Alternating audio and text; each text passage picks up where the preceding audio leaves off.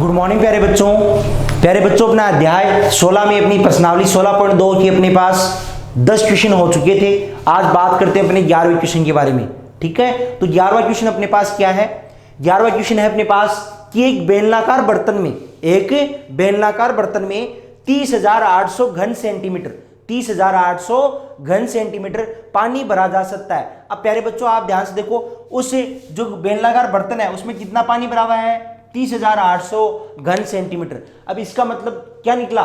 क्या हुआ इसका मतलब? ये जो घन सेंटीमीटर है इसका मतलब घन इकाई किसकी होती है? आयतन की। इसका तात्पर्य ये हुआ कि जो बेलनाकार बर्तन है उसका अपने पास आयतन दिया हुआ है। कितना दिया हुआ आयतन? 30,800 घन सेंटीमीटर हमें आयतन दिया हुआ है। ठीक है, और यदि बर्तन की भीतरी त्रिज्या, अंदर वाली त्रिज्या कितनी है? 14 सेंटीमीटर है, तो हमें भीतरी वक्र पृष्ठ पूछा गया है। बिल्कुल सही है, जब त्रिज्या अंदर वाली है तो अंदर वाला पृष्ठ अपन ज्ञात कर सकते हैं। यदि त्रिज्या अपने पास बाहरी होती तो अपन बाहरी वाला वक्र पृष्ठ भी अपन ज्ञात कर सकते थे। ओके प्यारे बच्चों, तो यहां पर बहुत इजी है अपने पास, सबसे सवाल आसान सवाल है। ठीक है, तो सबसे पहले लिखेंगे हल। दिया हुआ क्या है इसमें? अपने पास दिया है, क्या दिया है? बर्तन की भीतरी त्रिज्या। पहले आप त्रिज्या ले लो, बर्तन की भीतरी त्रिज्या, इसका मतलब अपने पास क्या है? आर, रेडियस है। ओके, कितनी दी हुई है अपने पास? 14 सेंटीमीटर। ठीक है, ये 14 सेंटीमीटर अपने पास भीतरी त्रिज्या दी हुई है। वह और क्या दिया हुआ है? हमें बेलनाकार बर्तन का आयतन भी दिया हुआ है। ये आयतन ही है अपने पास क्योंकि घन सेंटीमीटर में है।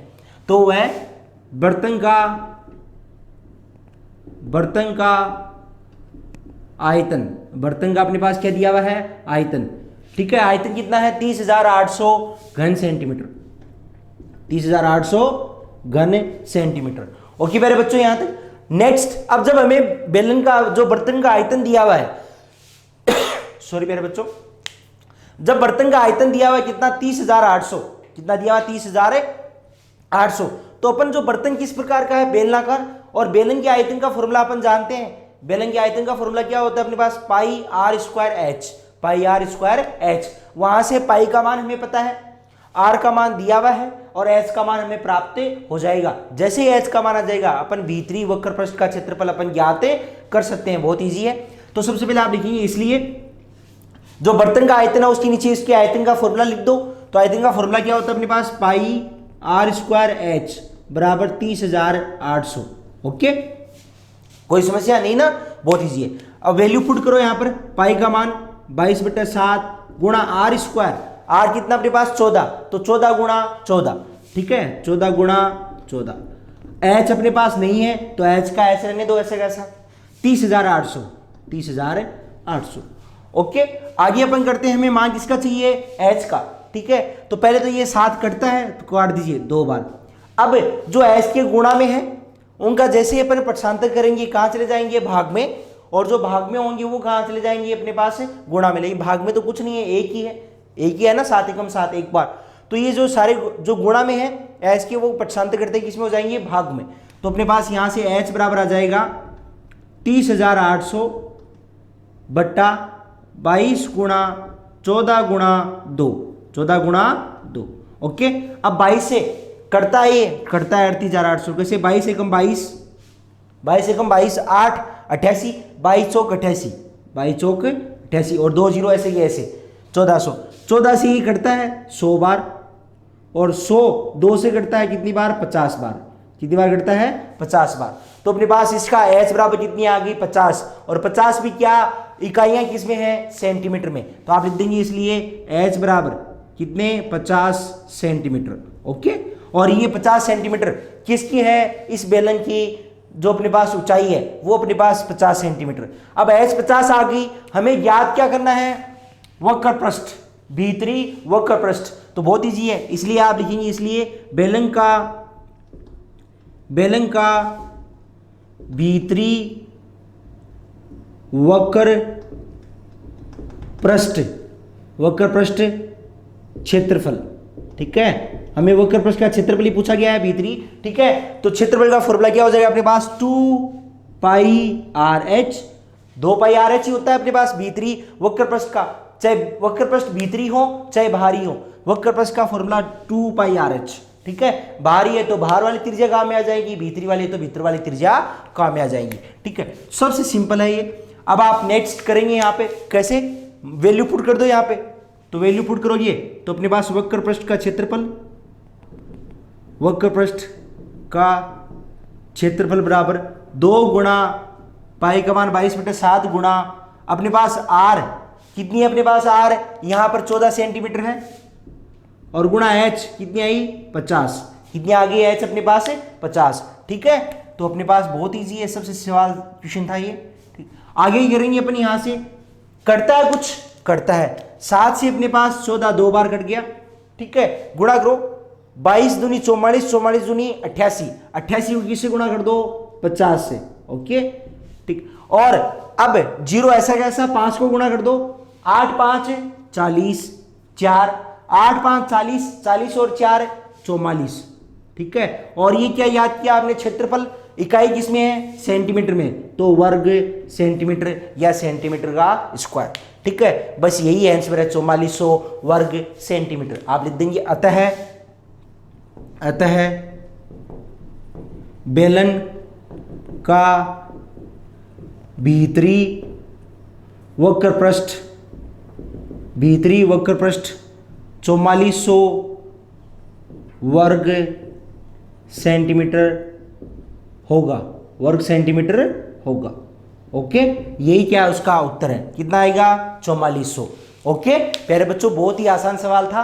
तो अपना 11वां क्वेश्चन कंप्लीट। 12वें क्वेश्चन के बारे में बात करते हैं। 12वां क्वेश्चन अपने पास क्या है कि अपने पास 12वें क्वेश्चन में खोखला बेलन दिया हुआ है। ठीक है, एक खोखला बेलन है जिसकी मोटाई अपने पास 2 सेंटीमीटर दे रखी है और उसका भीतरी व्यास 14 सेंटीमीटर दिया हुआ है। ठीक है, और उसकी ऊंचाई 25 सेंटीमीटर दे रखी है। उसके दोनों सिरे जो बेलन के वो दोनों सिरे खुले हैं। ठीक है, और हमें याद करना है उसका संपूर्ण पृष्ठीय क्षेत्रफल। सबसे इजी सवाल है। ठीक है, क्या है, एक खोखले बेलन की मोटाई 2 सेंटीमीटर है तथा भीतरी व्यास 14 सेंटीमीटर हो तथा वह 14 सेंटीमीटर हो है, वह ऊंचाई कितनी अपने पास है 25 सेंटीमीटर, वह ऊंचाई 25 सेंटीमीटर है। ठीक है, ये अपने पास दिया हुआ है। तो बेलन का और बेलन के दोनों सिरे खुले हैं, बेलन के दोनों सिरे खुले हैं, बेलन के दोनों सिरे खुले हैं। ठीक है, दोनों जो सिरे हैं अपने पास वो कैसे हैं, खुले हैं, अपने पास दोनों तरफ से खुले हैं। तो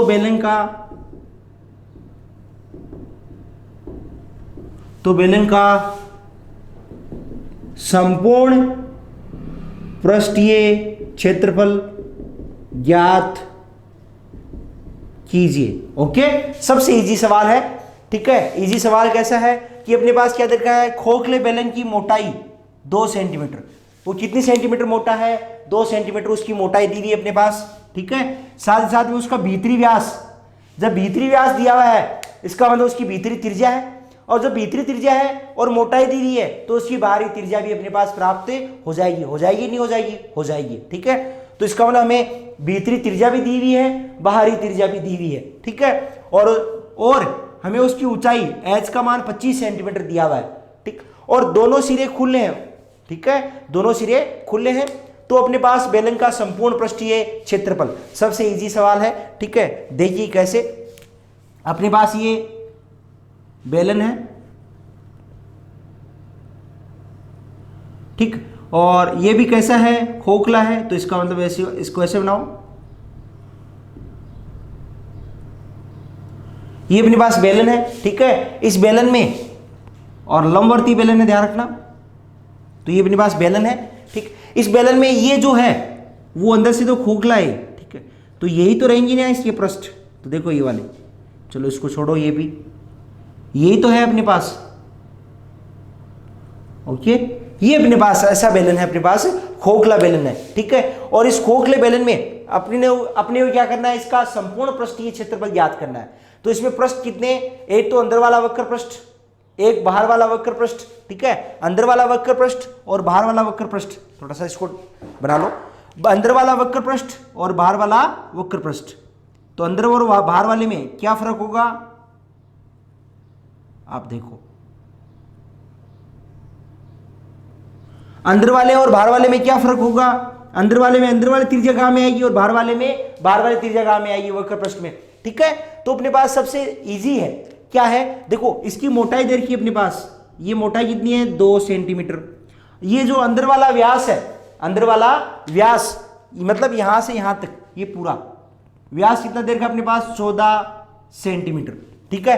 तो जब अंदर वाला व्यास 14 सेंटीमीटर है तो अंदर वाली त्रिज्या कितनी हो जाएगी 7, और उसमें मोटाई देखो प्यारे बच्चों, यहां पर ये अंदर वाली त्रिज्या तो हो गई 7, यहां से यहां तक तो 7 हो गई, और इसमें 2 ये मोटाई वाली जुड़ जाएगी, तो टोटल ये यहां से यहां तक टोटल त्रिज्या कितनी हो जाएगी, क्या 9 सेंटीमीटर नहीं हो जाएगी, 9 नहीं हो जाएगी क्या, 9 हो जाएगी। कितनी हो जाएगी 9 सेंटीमीटर, क्योंकि ये अपने पास कितनी है, यहां से यहां तक अंदर वाली 7 है और 2 उसमें क्या जुड़ जाएगी मोटाई, तो टोटल कुल कितनी हो जाएगी अपने पास 9 सेंटीमीटर। तो बाहरी त्रिज्या अपने पास कितनी हो गई 9 सेंटीमीटर हो गई, ठीक है। आंतरिक त्रिज्या अपने पास 7 सेंटीमीटर हो जाएगी जब व्यास 14 दे रखा है। तो ऊंचाई अपने पास कितनी देर की, यहां से यहां तक की 25 सेंटीमीटर, कितनी है 25 सेंटीमीटर इसकी ऊंचाई अपने पास दी हुई है 25 सेंटीमीटर।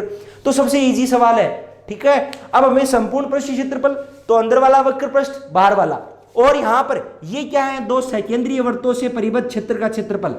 तो मैंने आपको बताया था पहले पूरे वर्त का, तो pi r capital r square, capital r आप क्या ले लेना बाहर वाली त्रिज्या, ठीक है। तो पाई कैपिटल आर स्क्वायर माइनस, फिर उसमें से अंदर वाला वर्त का माइनस कर देना पाई स्मॉल आर स्क्वायर।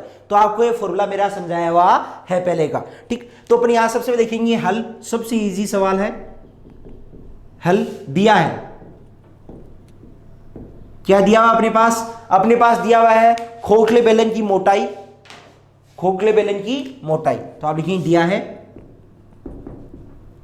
खोखले बेलन की मोटाई, ठीक है, कितनी है 2 सेंटीमीटर। और हमें क्या दिया हुआ है, वह खोखले बेलन का भीतरी व्यास d बराबर कितना अपने पास 14 सेंटीमीटर, भीतरी व्यास 14 सेंटीमीटर है। इसलिए आप लिखेंगे बेलन की, जो खोखला बेलन है, खोखले बेलन की भीतरी त्रिज्या, भीतरी त्रिज्या, खोखले बेलन की, खोखले बेलन की भीतरी त्रिज्या कितनी हो जाएगी अपने पास, भीतरी त्रिज्या आप स्मॉल आर ले लो, स्मॉल आर कितनी हो जाएगी अपने पास 14/2, क्योंकि 14 भीतरी व्यास है तो उसका आधा कर दो कि कितना हो जाए 14/2, कितना हो गया 7 सेंटीमीटर। जब भीतरी त्रिज्या 7 सेंटीमीटर आ गई तो मोटाई जुड़कर वो बाहरी त्रिज्या कितनी हो जाएगी 9 सेंटीमीटर। इसलिए लिख दो, इसलिए खोखले बेलन की, खोखले बेलन की बाहरी त्रिज्या, बाहरी त्रिज्या कैपिटल आर कितनी हो जाएगी 7 + 2 बराबर 9 सेंटीमीटर, 7 + 2 बराबर 9 सेंटीमीटर। आगे यहां पे वह ऊंचाई, वह ऊंचाई h बराबर कितना देर का अपने पास 25 सेंटीमीटर। ये सारा अपने पास दिया हुआ है, ठीक है। इतना कंसेप्ट हमें दिया हुआ है। हमें क्या निकालना है, इसका संपूर्ण पृष्ठीय क्षेत्रफल, खोखले बेलन का संपूर्ण पृष्ठीय क्षेत्रफल। तो आप सीधा सीधा लिखो, इसलिए खोखले बेलन का संपूर्ण पृष्ठीय क्षेत्रफल बराबर, खोखले बेलन का संपूर्ण पृष्ठीय क्षेत्रफल बराबर, हमें पता है संपूर्ण में मैंने आपको पहले समझाया अंदर वाला वक्र पृष्ठ, तो अंदर वाला वक्र पृष्ठ हो चाहे बाहर वाला, फॉर्मूला 2πRh, 2πRh। तो 2π अंदर वाला है तो स्मॉल आर एच प्लस अब बाहर वाला तो 2 पाई कैपिटल आर एच, ठीक है। फिर मैंने आपको समझाया था क्या हो जाएगा यहां पे ऊपर वाला क्या है, दो सेकेंद्रीय वृत्तों से परिबद्ध क्षेत्र का क्षेत्रफल है, ठीक है। अर्थात ये पहले पूरे वृत्त का क्षेत्रफल तो पाई कैपिटल आर स्क्वायर, पाई कैपिटल आर स्क्वायर, इसमें से पाई स्मॉल आर स्क्वायर, अंदर वाले वृत्त का माइनस कर दिया, ठीक है। फिर जैसा ऊपर वाले का होगा वैसा ही नीचे का होगा, क्योंकि ऊपर वाले का और नीचे वाला कैसे हैं ये दोनों लंबवर्तीय बेलन। यहाँ पे बेलन जो भी होगा, चाहे खोखला हो चाहे वो अपने ठोस हो, बात कैसी होगी, लंबवर्तीय बेलन की। तो जैसा ऊपर वाले का क्षेत्रफल आएगा वही नीचे वाले का अपने पास क्षेत्रफल प्राप्त होगा, ठीक है। तो यहां से इसमें भी क्या हो जाएगा, plus pi capital r square minus pi small r square. तो फिर मैंने इसका फॉर्मूला आपको जनरेट मतलब बना के बताया था। पहले तो इन दोनों में से क्या ओबेनिस्ट आएगा, 2 पाई एच, तो 2 पाई एच ओबेनिस्ट आया था। यहां से small r plus capital r, फिर प्लस यहां से देखो पाई आर स्क्वायर प्लस के कितने हो गए, प्लस के 2 pi r square capital r square minus 2 pi small r square, ठीक है। फिर अपने क्या लिया था, इनमें से उभयनिष्ठ ले लो उधर वाले में से, तो उधर वाले में से अपने उभयनिष्ठ लिया था, उभयनिष्ठ लेके इसको सोल्व कर लो बस, ठीक है। देखते हैं आगे करके। तो यहां से अपने पास क्या बन जाएगा फॉर्मूला यहां से बन गया टीएस ए। अपन क्या याद कर रहे हैं, टीएस ए, टोटल सरफेस एरिया किसका, बेलन का, खोखले बेलन का। टीएस ए खोखले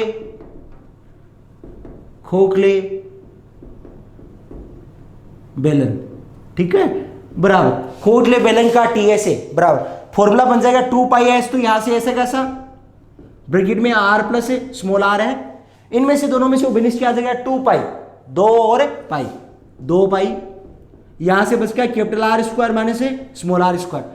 यहां आपको पता है एक सर्वसमीका लग जाएगी, एक बार जुड़ने वाला एक बार घटने वाला, ठीक है। अपन यहां पे फॉर्मूला बना रहे हैं अभी तक, ध्यान रखना। यदि आपको सीधा फॉर्मूला आता है तो आप सीधा रख सकते हो, ठीक है। मतलब रटने की जरूरत नहीं है, कहने का मतलब है रटने की जरूरत नहीं है, ओके। 2 पाई यहां पर एक बार जोड़ दो और एक बार घटा दो, तो आर प्लस आर और एक बार capital r minus small r, दोनों में से फिर क्या ओबेनिस्ट आ जाएगा, 2 pi capital r plus small r. बस ये फॉर्मूला अपना बन गया, क्या बन गया, 2 पाई और यहां से capital r plus small r, ये तो इन दोनों में से ओबेनिस्ट आ गया। यहां से क्या बच गया, यहां से एच बच गया प्लस यहां से capital r minus small r, ये अपने पास फॉर्मूला बन गया। अब इस फॉर्मूले में वैल्यू रख दो और अपना ये सॉल्यूशन हो जाएगा, ठीक है, बहुत इजी है। 2 गुणा पाई का मान 22/7 आर प्लस आर, तो आर प्लस आर अंदर वाली 7 बाहर वाली 9, 7 और 9 अपने पास 16 गुणा एच 25, एच कितनी अपने पास है 25 प्लस कैपिटल आर कितना है 9 माइनस 7, ठीक है। आपको भी पता है 9 में से 7 जाएंगे 2, 25 से 2 27, 25 से 2 27, तो इसको सोल्व कर लो आगे बस, ठीक है। तो देखो कितना इजी है, आगे आप सोल्व करेंगे 2 गुणा 22/7 गुणा 16 गुणा कितना हो जाएगा 27, क्योंकि चलो ऐसे पहले जोड़ते हैं तो 25 से 9 अपने पास 25, 25 से 5 30, 30 से 4 34, 34 में से 7 जाएगा 27, ठीक है 27। चलिए आप इसको कटता है ऊपर वाला 7 से कोई नहीं कटेगा, ठीक है। तो आप क्या करेंगे, पहले गुणा कर लो और उसमें फिर 7 का भाग दे दो, ठीक है। 22 दूनी 44, 44 गुणा 16, 16 और 27, 16 और 27 को गुणा करो चलो, तो 16 7 कितना होता है, 16 6 की 96 और 16 7 अपने पास कितना हो जाएगा 112, 16 7 कितना हो जाएगा 112, ठीक है। तो 16 7 112 2, ठीक है। 11 आपका क्या आ जाएगा हासिल की, 16 दूनी 32, 32 और 11 कितना होता है 43, कितना हो जाएगा 43। तो 44 को गुणा करो 432 से, तो 44 को और बट्टा 7 गुणा कीजिए मेरे बच्चों, 44 को 2 से, 44 दूनी 88, 44 दूनी 88, 8 हासिल की। 44 तियां, यदि 44 तियां नहीं आता वैसे 132 होता है, 40 ती 120, 4 तियां 12, तो 132, 132 से 8 है 140, 14 हासिल की। 44 चौक, चलो 40 चौक कितना होता है 160 और 4 4 16, 160 और 16 176, 176 और 14 यहां से हासिल की हुई थी, तो 176 और 14 कितने हो जाएंगे अपने पास 190 बट्टा 7, चलिए भाग दीजिए और जो भी आएगा वो इसका संपूर्ण पृष्ठीय क्षेत्रफल अपने पास प्राप्त हो जाएगा। ठीक है, तो यहां से बहुत इजी, सबसे सिंपल सवाल था। 7 का भाग 2, 14 में 19 में 7 का भाग 2 बार 14, 5 शेषफल 50, जब 50 आया तो 7 7 49, ठीक है, 1 10 हो गया। 10 में अपने पास कितनी बार जाएगा 7 का भाग 1 बार, 3 हो गया 38, 38 में 7 5 35, फिर 3 शेषफल, उतारने वाली कोई संख्या नहीं है तो अपने पास दशमलव है, फिर 3 का 30, 7 चौक 28, 2 और फिर 2 शेषफल तो 20, 7 दूनी 14, तो ये इतना ही सही है। 2715.42 और क्या है क्षेत्रफल है, टीएस है क्षेत्रफल है, तो अपने पास वर्ग और सेंटीमीटर में तो सेंटीमीटर, वर्ग सेंटीमीटर। तो ये अपने पास मान आ गया, किसका मान है अपने पास, खोखले बेलन का, खोखले बेलन का संपूर्ण पृष्ठीय क्षेत्रफल। खोखले बेलन का संपूर्ण पृष्ठीय क्षेत्रफल का मान कितना है 2715.42 वर्ग सेंटीमीटर। प्यारे बच्चों, ये अपना 12वां क्वेश्चन भी कंप्लीट हो चुका है। कोई समस्या यहाँ तक, सबसे इजी सवाल थे। ठीक है, बात करते हैं अपने 13वें सवाल की। 13वां सवाल अपने पास है खोखला बेलन ही है। कैसा है, खोखला बेलन है अपने पास। तो खोखले बेलन में अपने पास क्या है प्यारे बच्चों कि उसकी ऊंचाई अपने पास दे रखी है 20 सेंटीमीटर। कितनी दे रखी है, खोखले बेलन की ऊंचाई 20 सेंटीमीटर है। ठीक, तो देखिए क्वेश्चन नंबर 13, एक खोखले बेलन के दोनों सिरे खुले हुए हैं तथा इसकी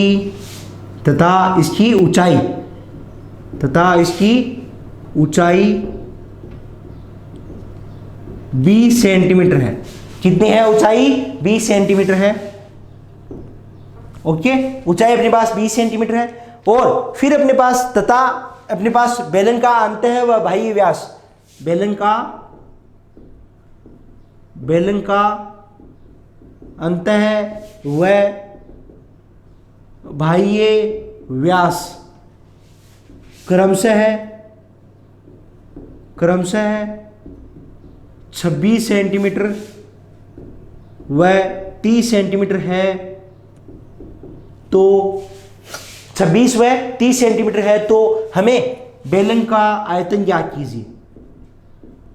बेलन का आयतन ज्ञात कीजिए। ओके, मतलब हमें खोखले बेलन का आयतन ज्ञात करना है। ओके, सबसे सिंपल सवाल है, आप इसका हल लिखेंगे।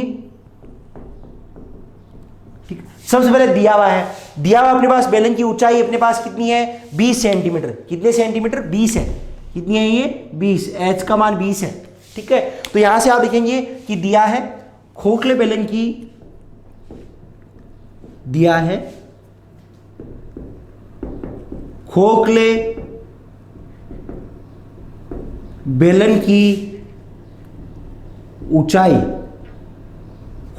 ऊंचाई एच बराबर कितनी है अपने पास 20 सेंटीमीटर। कितनी है 20 सेंटीमीटर।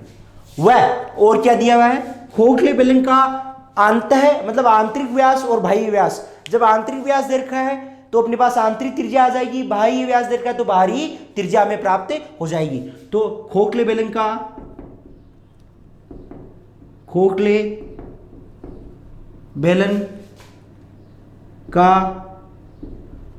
अंतःव्यास है, इसको आप मान लो D1 है। ठीक है, अंतःव्यास D1 है, तो ये हो जाएगा D1 बराबर अपने पास कितना है 26 सेंटीमीटर। अब जब D1 26 है तो अपने पास R1 आ जाएगी, जो आंतरिक क्या होगी त्रिज्या। तो इसलिए बेलन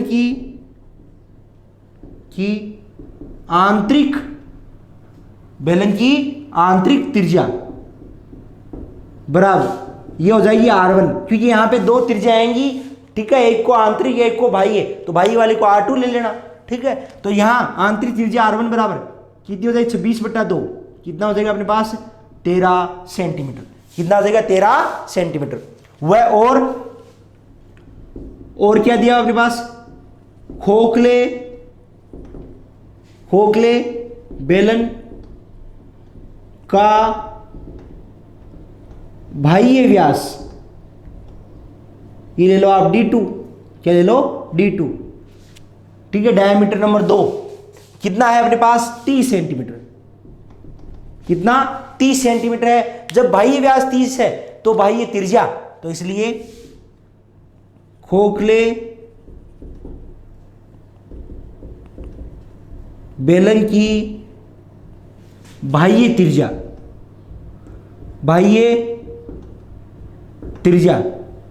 R2 बराबर क्या हो जाएगी D2 बट्टा 2, मतलब 30/2, कितना 15 सेंटीमीटर। कितना आ जाएगा अपने पास है 15 सेंटीमीटर अपने पास बाह्य त्रिज्या।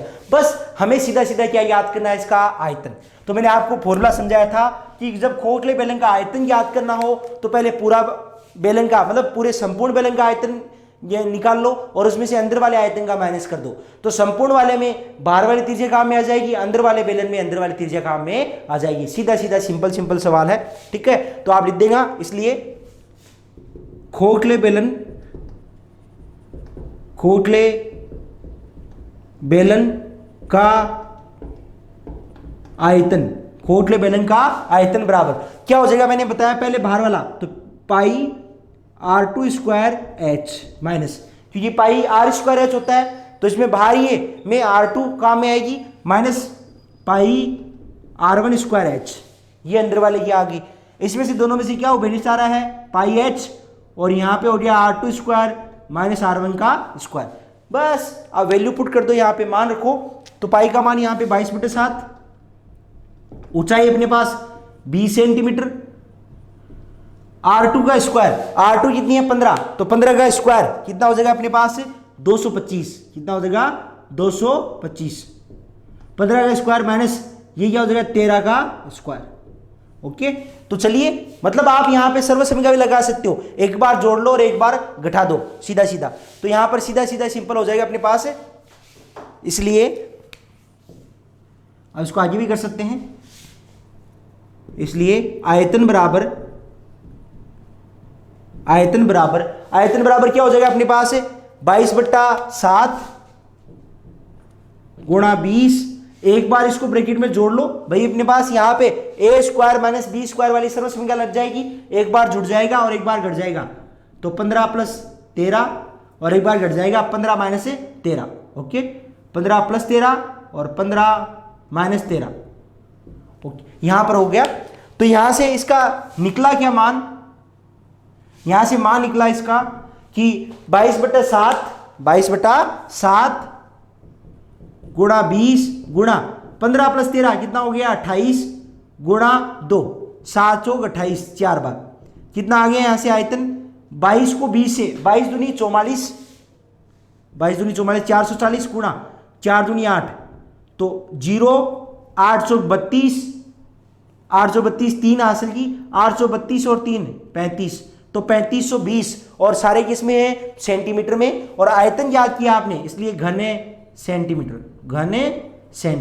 तो ये अपने पास 3520 क्या आ गया, आयतन आ गया किसका, खोखले बेलन का। तो आप लिख देंगे अतः खोखले बेलन का आयतन 3520 होगा, 3520 घन सेंटीमीटर होगा। इकाई लिखना मत भूलना, इकाई कभी भी नहीं भूलते हैं, लिखना है इसमें 3520 घन सेंटीमीटर होगा। ओके मेरे बच्चों, यही क्या इसका उत्तर है। और इसी के साथ में अपनी ये प्रश्नावली कंप्लीट हो चुकी है, ठीक है। 16.2 कंप्लीट हो चुकी है। अब बात करेंगे अपन 16.3 की। तो 16.3 की बात करने से पहले उसमें अपने पास आएगा शंकु कोण। क्या आएगा, शंकु कोण, जिसको बोलते हैं कोण।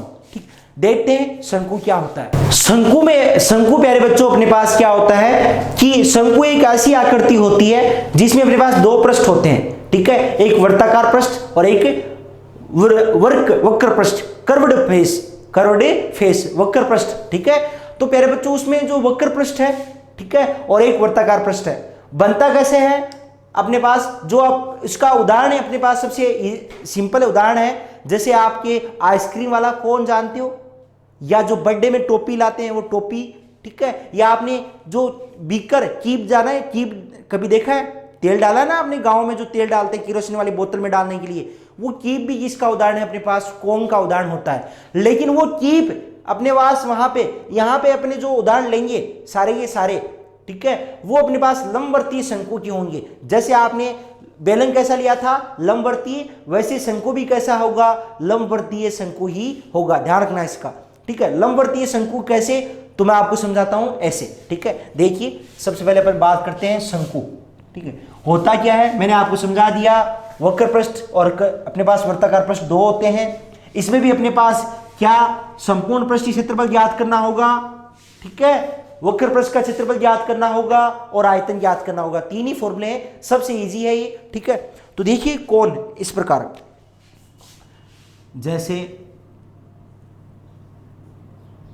ये तो हो गया वर्ताकार पृष्ठ और ये हो गया अपने पास वक्र पृष्ठ ऊपर वाला, ठीक है। ये अपने पास कोण है, क्या है अपने पास कोण है। मैंने कहा कि लंबवर्तीय है, तो ये जो वर्ताकार पृष्ठ है उसका केंद्र होगा, ठीक है, ओ केंद्र है, तो ओ केंद्र और इनके दोनों ये जो तिर्यक, इसको बोलते हैं तिर्यक ऊंचाई, या जो तिर्यक तिरछी लाइनें दिखाई दे रही है उनका जो अपने पास शीर्ष है, शीर्ष और इसको मिलाने वाला जो केंद्र को मिलाने वाला जो रेखाएं हैं वो एक दूसरे के लंबवर्तीय होंगे, मतलब लंब, यहाँ पे एक दूसरे पे कितने डिग्री का कोण बनाएगी, 90 डिग्री का। अर्थात ये कैसा वर्त बन रहा है, यहाँ पे वर्त पे कितने डिग्री का कोण बन रहा है, 90 का। तो ये कैसा है, अपने पास लंबवर्तीय शंकु है, ठीक है। तो इसमें आप ध्यान रखना कि हमेशा लंबवर्तीय शंकु है। इसका तात्पर्य यह निकला कि नीचे से चपटा ऊपर से चौड़ा ऐसे नहीं होगा, ऐसे नहीं कि आप ऊपर से ऐसे चौड़ा हो जाए, ठीक है। आपने कंप्लीटली एक शीर्ष होगा, शीर्ष और केंद्र को मिलाने वाला जो रेखाखंड है वो वहां पर केंद्र पर 90 डिग्री का कोण अंतरित करेगा, ठीक है, समझ आ गया आपको, ठीक। तो यहाँ पे ये लंबवर्तीय शंकु है अपने पास। हमें मैंने कहा ये इसकी क्या है, त्रिज्या है, वर्ताकार है, वर्त का एक केंद्र है, तो केंद्र और परिधि पर स्थित बिंदु को मिलाने वाला रेखाखंड किसको निरूपित करता है, त्रिज्या को, तो ये त्रिज्या है। और ये क्या होती है, इसकी ऊंचाई, जो ये ए शीर्ष मान लो, वहां पर ए क्या है, यहाँ पे शीर्ष, तो ये ओ ए क्या अपने पास ऊंचाई है, ओ ए क्या अपने पास है ऊंचाई है। पहले बच्चों यहाँ पर दो नाम होते हैं, एक ऊंचाई और एक तिर्यक ऊंचाई, एक ऊंचाई और एक तिर्यक ऊंचाई, ठीक है। अब तिर्यक ऊंचाई कौन सी होती है, जो आपको तिरछी दिखाई दे रही है ये वाली, ठीक है, ये अपने पास क्या है, तिर्यक ऊंचाई है, जिसको निरूपित किससे करते हैं, एल से। किससे निरूपित किया जाता है, एल से, जिसको कहेंगे अपन तिर्यक ऊंचाई। ओके मेरे बच्चों, ये तिर्यक ऊंचाई है, ठीक है, और इसमें केवल ये ऊंचाई है, ये क्या है, ओनली ऊंचाई, ठीक है, ये ध्यान रखना, ये अपने पास त्रिज्या है। अब आपको सर ये आप क्यों समझा रहे हैं हमें, क्योंकि प्यारे बच्चों जब अपन वक्र पृष्ठ का क्षेत्रफल ज्ञात करेंगे या संपूर्ण पृष्ठीय क्षेत्रफल ज्ञात करेंगे या आयतन ज्ञात करेंगे शंकु का, तो उसमें जब प्रश्न आएगा, अपने पास सवाल आएगा, तो सवालों में ये लिखा मिलेगा कि इसकी इस शंकु की तिर्यक ऊंचाई ये है। तो जब तिर्यक ऊंचाई दी हुई हो इसका मतलब एल का मान दिया हुआ है, और यदि हमें केवल ऊंचाई दी हुई हो तो जब ऊंचाई का अकेला ऊंचाई का नाम दे तो हमें एच का मान दिया हुआ है, ठीक है। कभी कभार क्या होता है, यहां पर आर और एस दिया होता है, हमें एल की जरूरत पड़ती है। अब एल की जरूरत कैसे पड़ती है वो मैं आपको समझाऊंगा, फॉर्मूलों में पड़ेगी, ठीक है। एल तिर्यक ऊंचाई की जरूरत पड़ेगी, तो अपने पास एच और आर दिया हुआ है, एल नहीं दिया हुआ है, तो अपन ज्ञात कर सकते हैं। किससे ज्ञात किया जा सकता है, क्योंकि आपके पास ये, इसको बिंदु बी ले लो, यहां पर बिंदु बी लो, यहां पर बिंदु बी था परिधि पर, तो ये जो आपने को दिखाई दे रहा है ए ओ बी, यहां पर क्या बन रहा है, ए ओ बी एक समकोण त्रिभुज निरूपित हो रहा है, क्योंकि यहां पर 90 डिग्री का कोण है। तो अपने पास जो समकोण है उसके सामने वाले भुजा कर्ण, यहाँ पे ए बी कर्ण है, ठीक है। तो हमें ए बी का मान ज्ञात करना है एल का, तो एल बराबर हमें यहाँ पाइथागोरस प्रमेय या बोधायन प्रमेय का यूज कर लेंगे, ठीक है। कर्ण स्क्वायर बराबर आधार स्क्वायर प्लस लंब स्क्वायर, तो एल स्क्वायर बराबर h square plus r square, ठीक है। ये अपने पास मान प्राप्त हो जाएगा। मतलब इन तीनों में से यदि दो मान दिए हुए हो तो तीसरे का मान ज्ञात किया जा सकता है यदि हमें जरूरत हो तो, ठीक है मेरे बच्चों, ठीक। अब बात करते हैं अपन यहां पर इसके शंकु के वक्र पृष्ठ के क्षेत्रफल की, इसके संपूर्ण पृष्ठीय क्षेत्रफल की और अपने इसके आयतन की। तो मैंने आपको ये समझा दिया था, इसमें दो पृष्ठ होते हैं, ये अपने पास वक्र पृष्ठ है, कैसा पृष्ठ है, वक्र पृष्ठ है, और ये कैसा पृष्ठ है, वर्ताकार पृष्ठ, ठीक है, दो ही पृष्ठ है इसमें, इन दोनों पृष्ठों का क्षेत्रफल ज्ञात करके जोड़ लेंगे तो अपने पास क्या आ जाएगा, संपूर्ण पृष्ठीय क्षेत्रफल। तो सबसे पहले वर्ताकार पृष्ठ का क्षेत्रफल तो हमें पता है पाई आर स्क्वायर होता है, क्या होता है, पाई आर स्क्वायर। इसका वक्र पृष्ठ का क्षेत्रफल देखते हैं। तो प्यारे बच्चों सबसे लिखो, पहले लिखो कोण, ठीक है, अपना पढ़ेंगे 16.3, उसमें अपन लिखेंगे कोण या शंकु, शंकु कोण, ठीक है। पहला इसमें फॉर्मूला अपन जनरेट करेंगे, किसका फॉर्मूला, शंकु का वक्र पृष्ठीय क्षेत्रफल, शंकु का वक्र पृष्ठीय क्षेत्रफल।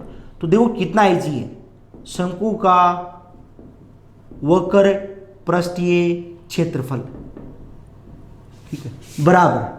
अपने पास ध्यान से सुनो, क्या प्यारे बच्चों यहां पर आप देखो कि आप यदि एक वृत्त है, क्या है, एक वृत्त है, उस वृत्त के भाग बनाते हो, क्या बनाते हो, छोटे छोटे भाग बनाते हो। ऐसे देखो ये अपने पास एक वर्ताकार भाग है, ये अपने इसके छोटे छोटे भाग बना दो ऐसे, ठीक है। आपने जब ये छोटे छोटे भाग बनाए इस वर्ताकार भाग के, ठीक है, तो आप मुझे बताओ ये वाला जो हिस्सा है, एक हिस्सा है, ठीक है, इसमें ये अपने पास क्या है, ये परिधि का भाग है।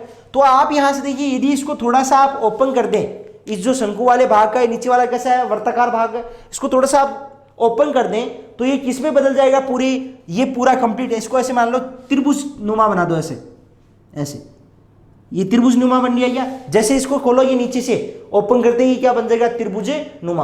और त्रिभुज नुमा बनते ही, अब मेरी बात सुनना ध्यान से, ये अपने पास एक कर्व्ड फेस ऐसे की तरह है, ऐसे है, ठीक है, नीचे से घुमावदार है, ऐसा है। जैसे ही इसको खोलोगे आप देखो, जैसे मैं एग्जांपल समझाता हूं, आप इसको लीजिए,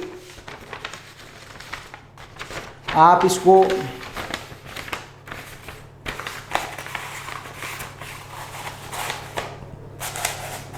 देखो, ऐसे कुछ इस प्रकार का होता है अपने पास कोण, ठीक है। नीचे से कैसा है, वर्ताकार, पूरा कंप्लीट नहीं बन पाया क्योंकि इसको काटने पे बनेगा, ठीक है। और इसका कंप्लीटली ऊपर आप देखना, ऐसे थोड़ा बड़ा बना लो, कोई नहीं, ये लो, ये ऊपरी इसका सिरा है, ऊपरी या इसका सिरा है कंप्लीटली। नीचे वाला कैसा भाग आ जाएगा, इसका वर्ताकार भाग आ जाएगा। जैसे इसको काटोगे बीच में से ऐसे, जैसे ही इसको काटोगे, ठीक है ना, तो ये तो क्या है, इसकी त्रिक देखो, ऐसे बना लो थोड़ा सा, ऐसे, ये लो, बन गया ना अपना, ठीक है। तो इसको जैसे ही काटोगे आप, तो यहां से जैसे ही काटोगे तो ये जो तिरक ऊंचाई होगी वो तो किस में आ जाएगी, इसकी ऊंचाई में। और ये क्या बन जाएगा, एक त्रिभुज नुमा, किसका नुमा बन जाएगा प्यारे बच्चों, त्रिभुज नुमा बन जाएगा। किसका, किस आकृति का बन जाएगा, त्रिभुज, त्रिभुजाकार, ठीक है। इसको यहां से काटोगे ना ऐसे, बिल्कुल, तो ये कैसा बन जाएगा, एक ऐसे यहां से काटते ही क्या बन जाएगा, त्रिभुज बन जाएगा। और त्रिभुज आकार बनते ही अपने पास त्रिभुज का क्षेत्रफल क्या होता है, 1/2 गुणा आधार गुणा ऊंचाई। इसका आधार, ये आपने किसको बदला था, इस वर्ताकार भाग को आपने क्या बदला था, आधार में। तो यहां से हो गया 1/2 गुणा आधार, आधार क्या होगी, इसकी परिधि, क्या होगी, इसकी परिधि, ठीक है, इसकी परिधि होगी आधार में, ठीक है। तो आधार इसकी परिधि हो जाएगी 2 पाई आर गुणा, और जो ऊंचाई है ध्यान रखना, जो ऊंचाई होगी, जो ये तिरछी ऊंचाई थी, पहले कोण को आपने ऐसे इस प्रकार का कोण था, तो इसमें जो ये तिरछी ऊंचाई थी वो किस में बदल जाएगी, देखो ये जो ऊंचाई थी तिरछी, वो जैसे ही इसको ऐसे खोलोगे काटोगे तो वो किस में बदल जाएगी, उसकी ऊंचाई में, किस में बदल जाएगी, इसकी ऊंचाई में। तो यहां पे गुणा एल, गुणा क्या आएगा, एल। तो अपने पास क्या होगा, यहां से 2 से 2 कट जाएगा, क्या बच जाएगा, पाई आर एल, पाई आर एल। और ये अपने पास किसका क्षेत्रफल आया, शंकु का वक्र पृष्ठीय क्षेत्रफल, शंकु का वक्र पृष्ठीय क्षेत्रफल का फॉर्मूला हो गया पाई आर एल। और क्षेत्रफल है इसलिए वर्ग इकाई, कैसी इकाई, वर्ग इकाई। ओके प्यारे बच्चों, सबसे इजी है, कोई बात नहीं, ठीक। दूसरा, शंकु का संपूर्ण पृष्ठीय क्षेत्रफल, शंकु का संपूर्ण पृष्ठीय क्षेत्रफल सबसे इजी है। शंकु का संपूर्ण पृष्ठीय क्षेत्रफल, मैंने आपको बताया संपूर्ण पृष्ठीय क्षेत्रफल में आपको बता चुका हूं कि इसमें कितने पृष्ठ होते हैं अपने पास, 2 पृष्ठ, वक्र पृष्ठ और वर्ताकार पृष्ठ। वक्र पृष्ठ का आपने निकाल लिया, क्या निकाला, पाई आर एल, प्लस वर्ताकार पृष्ठ का आपको पता है क्या होता है क्षेत्रफल, pi r square, pi r square. बस इन दोनों को जोड़ दो, क्या प्राप्त हो जाएगा हमें? संपूर्ण पृष्ठीय क्षेत्रफल। ठीक, तो यहां से पाई आर, इसमें भी पाई आर है, इसमें पाई आर है, इसमें 2 आर है क्योंकि आर स्क्वायर है, तो पाई आर दोनों से कॉमन आ जाएगा, उभयनिष्ठ। तो पाई आर उभयनिष्ठ आते ही क्या स्टार्ट कर देते हैं? ब्रैकेट। यहां से क्या बचा? एल प्लस का चिन्ह है, यहां से 2 बार आर था तो 1 आर बच गया, तो ये फॉर्मूला बन गया पाई आर ब्रैकेट में एल प्लस आर। ठीक है, क्षेत्रफल है तो वही वर्ग इकाई, वर्ग इकाई। ठीक है, सबसे सिंपल। तीसरा आयतन वाला इससे भी इजी है, शंकु का आयतन। शंकु का आयतन, देखो प्यारे बच्चों, शंकु के आयतन में एक सीधा सीधा कंसेप्ट है। सीधा सीधा कंसेप्ट क्या है कि जब समान आधार त्रिज्या वाले व समान ऊंचाई वाले शंकु व बेलन, यदि अपने पास एक शंकु है और एक बेलन है और उन दोनों की समान जो आधार का, जो समान आधार की त्रिज्या, आधार की त्रिज्या दोनों की समान है और दोनों की ऊंचाई समान है, मतलब आधार की त्रिज्या का मतलब दोनों का जो वर्ताकार भाग होता है ना बेलन का और शंकु का, उनकी त्रिज्याएं नीचे वाली समान है, लंबवर्ती हैं दोनों, ध्यान रखना, और ऊंचाई भी समान है। तो प्यारे बच्चों, शंकु का आयतन बेलन के आयतन का 1 तिहाई होता है। शंकु का आयतन बेलन के आयतन का 1 तिहाई। किसका? शंकु का। किसका 1 तिहाई? बेलन का। और बेलन का कितना होता है अपने पास? ज्ञात करना शंकु का आयतन। तो बेलन का आयतन होता कितना है? पाई आर स्क्वायर एच, और उसका 1 तिहाई कौन है? शंकु का आयतन, मतलब 1/3। तो यही फॉर्मूला होता है शंकु का आयतन का, 1/3 पाई आर स्क्वायर एच। और घन इकाई, घने इकाई, क्योंकि आयतन है इसलिए घने इकाई। ओके, तो ये अपने पास फॉर्मूला बन गया शंकु का आयतन 1/3 पाई आर स्क्वायर एच। ओके प्यारे बच्चों, तो अपने पास सारे, मैंने एक कंसेप्ट पूरा क्लियर कर दिया आपको, तीनों फॉर्मूले आ गए हैं इसके, शंकु का वक्र पृष्ठीय, शंकु का संपूर्ण पृष्ठीय और शंकु का आयतन। अब अपन इसके सवालों की बात करेंगे कल। ठीक है प्यारे बच्चों, थैंक यू।